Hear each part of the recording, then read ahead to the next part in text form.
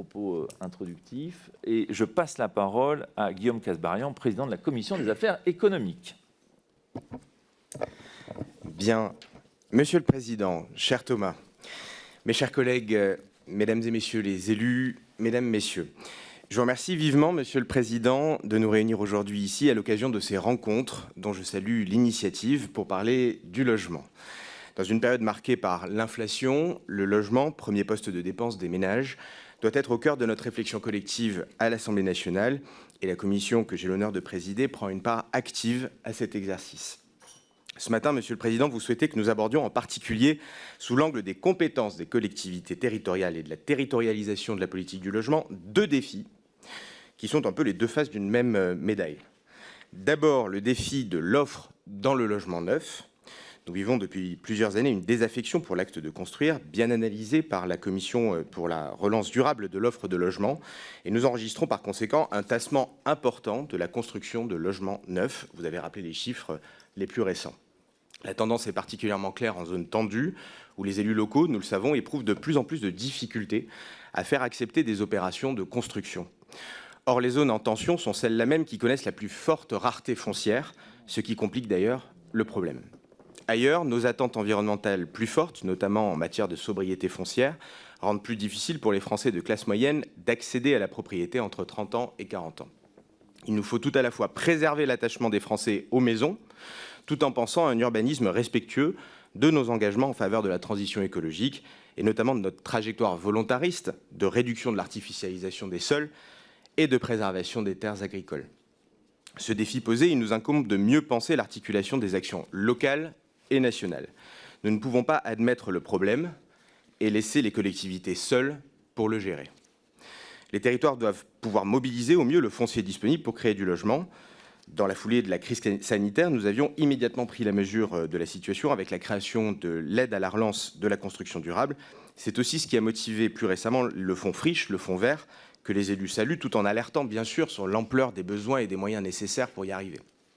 Il nous faut également étoffer les outils que les territoires pourraient mobiliser en matière de récupération des biens sans maître et à l'abandon, ou encore pour densifier, réagencer et revitaliser les entrées de ville. Dans le contexte de crise de logement neuf que nous connaissons, nous avons reçu récemment les fédérations professionnelles du secteur, certaines sont ici présentes, pour échanger sur le sujet. Et j'ai pris connaissance de leurs propositions avec nos collègues. Et sur ce fondement, nous élaborons en ce moment même avec d'autres membres de ma commission des propositions de loi et des amendements au PLF qui pourront, je l'espère, prospérer dès la rentrée. En deuxième lieu, Monsieur le Président, vous évoquez le défi de l'optimisation de notre parc de logements existant. Celui-ci, c'est vrai, est en partie inadapté à nos besoins. 5 millions de résidences principales sont aujourd'hui des passoires thermiques, dont un grand nombre sont situées dans des zones urbaines tendues, là où les besoins sont les plus forts. La rénovation des logements et plus largement des bâtiments suscite une interrogation plus large sur les perspectives du secteur du BTP. De ce point de vue, vous avez raison de poser ensemble les deux questions de l'offre neuve et de la rénovation de l'existant. Nous allons devoir mettre à niveau la majeure partie de notre parc. C'est donc aussi une grande opportunité pour la profession. Alors bien sûr, la montée en puissance de la filière de la rénovation doit encore être accompagnée en termes de formation, de qualification, de soutien aux particuliers dans les travaux, et cela pose la question, quel rôle des collectivités dans ce processus? Nous voyons actuellement, notamment depuis la loi climat et résilience de 2021, une meilleure association des territoires aux outils de rénovation énergétique, et c'est un effort qu'il importe de poursuivre. Je me réjouis que l'accompagnement des travaux par les intercommunalités se renforce de jour en jour. C'est un sujet d'autant plus important que le calendrier de la rénovation énergétique que nous avons posé dans la loi climat est ambitieux et peut susciter des appréhensions auxquelles nous devons impérativement répondre afin qu'elles n'aggravent pas les tensions dans le secteur. Monsieur le Président, vous avez cité les travaux du CNR Logement et je remarque une recrudescence des réflexions de toutes parts sur ces questions. Le gouvernement a annoncé récemment une réforme de MaPrimeRénov' avec une plus forte concentration sur la rénovation performante.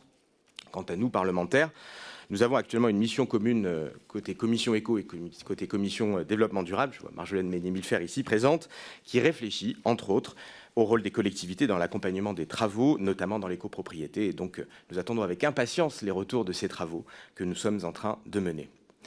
Ces travaux et cette réflexion collective doivent nous permettre, je l'espère, de faire aboutir des propositions pour accompagner au mieux nos élus et nos concitoyens dans cette mutation majeure. Puisque nous sommes ici pour évoquer les compétences des collectivités en matière de politique du logement, je me permettrai, Monsieur le Président, en allant un peu au-delà des deux sujets sur la table ronde, d'évoquer rapidement deux autres questions qui me paraissaient importantes d'évoquer parce qu'elles ont un lien fort avec les élus locaux. Premier sujet, celui de la tension localisée et forte que nous constatons dans certains territoires sur la demande de logement et qui est le fait d'une croissance économique et démographique particulièrement importante dans certains territoires. C'est une question éminemment territoriale. Les territoires dynamiques, ceux qui accueillent des activités en croissance ou des métiers en tension, ne peuvent pas offrir les conditions de logement adéquates pour ceux qu'il faut recruter. Ces disparités territoriales mettent par la force des choses nos collectivités au carrefour de ces questions. C'est vous, élus, qui trouvez les fonciers, qui accueillez les entreprises, qui permettez les créations d'emplois. C'est vous qui êtes au centre de cette attractivité du territoire. Mais lorsqu'une commune aura la chance d'accueillir la construction d'un EPR, dont nous avons voté récemment la relance dans le PJL nucléaire, ou encore une gigafactory, que permettra le PJL Industrie Verte que nous sommes en train de discuter actuellement. Comment s'y prendra-t-elle pour accueillir du même coup les logements qui n'y sont pas liés? Nous étions récemment, par exemple, avec certains parlementaires à Hinkley Point, au Royaume-Uni. C'est quand même 9000 personnes qui sont sur place. C'est une ruche. Il faut bien loger les travailleurs sur le sujet. On a des annonces de gigafactory, je pense à Dunkerque ou ailleurs, sur lesquelles il y a des besoins très très forts. Ce sont des milliers de salariés qui vont venir sur le territoire. Je vois des élus du Morbihan, Madame Lemeur, présidente. Nous étions récemment à Vannes avec notre collègue Nicole Lepé, on discutait avec les entreprises du territoire. Des besoins sont monstrueux avec des temps de trajet de plus en plus importants entre des salariés qui viennent s'installer sur le territoire, qui du coup ont du mal à trouver du logement sur place, à Vannes par exemple, mais pas que. Et donc on a des besoins qui sont très forts et qui sont liés à l'activité économique. Et donc c'est une réflexion dans laquelle nous devons accompagner les territoires dès l'amont, sans quoi nous ne pourrons pas attirer les employés dont les entreprises ont besoin. Deuxième sujet connexe que je voulais aborder, Monsieur le Président, c'est celui de l'attractivité de la location et de la sécurité des investisseurs. Nous le savons, les bailleurs n'ont plus toujours confiance dans la sécurité de leur investissement locatif et face aux incertitudes, ils peuvent être tentés de se repositionner leurs biens sur d'autres marchés, parfois plus lucratifs. Je pense notamment au marché touristique ou encore laisser ces logements vacants.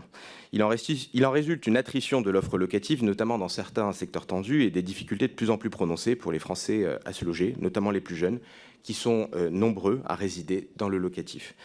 Les réflexions en cours sur le statut du bailleur vont dans le bon sens, mais ne sont des questions auxquelles les collectivités sont également bien positionnées pour y répondre. Par exemple, le régime fiscal différencié des biens affectés au logement et au tourisme pourrait être revu, et la bonne échelle pour le faire pourrait être celle de l'autorité organisatrice de l'habitat.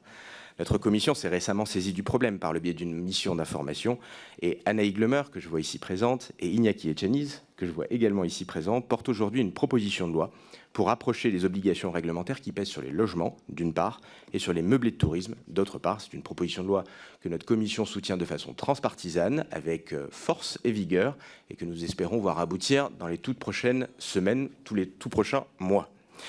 Mais les difficultés sur ces questions demeurent de taille et j'espère que les tables rondes de ce jour permettront aussi de dégager des pistes pour les traiter. Ces sujets et d'autres mobiliseront peut-être de futures tables rondes et je l'espère, Monsieur le Président, de nouvelles coopérations entre la délégation des collectivités territoriales et de la décentralisation et la Commission des affaires économiques. En tous les cas, cette journée de réflexion me paraît être arrivée à point nommé pour aborder ces questions. Et je vous remercie une nouvelle fois, Monsieur le Président, de m'y avoir convié. Et j'en profite pour saluer Monsieur le Ministre Olivier Klein. Monsieur le Ministre, ravi de pouvoir échanger avec vous sur ce sujet aujourd'hui. Merci beaucoup, Monsieur le Président. Merci beaucoup.